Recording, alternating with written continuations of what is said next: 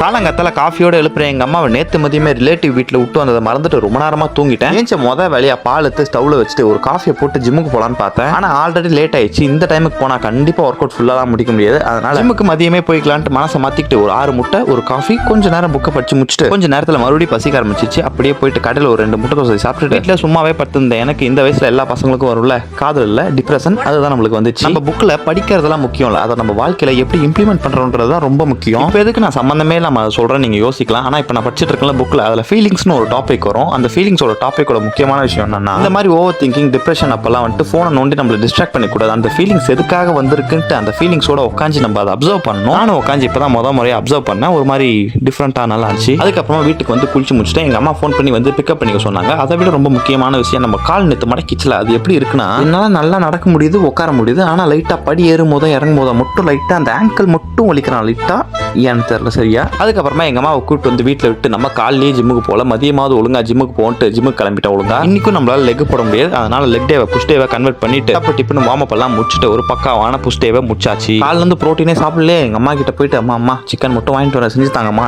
அவங்களும் செஞ்சு தரேன்னாங்க. அதனால போயிட்டு டப்பு டிப்புன்னு ஒரு கிலோ சிக்கன் வாங்கிட்டு வந்துட்டு அம்மா கிட்ட கொடுக்க அவங்க சமையல் வேலையில் இருக்க நம்ம வீட்டில் இருந்த சின்ன சின்ன வேலைகள் எல்லாம் முடிச்சிட்டோம். நைட்டுக்கு சுட சாப்பாடு பிளஸ் சுட குழம்பு ஒரு லெக் பீஸோட அடிச்சு நவுத்துட்டு அண்ணன் கவுந்துக்கணும் நண்பர்களே. நாளைக்கு பார்க்கலாம், பாய்.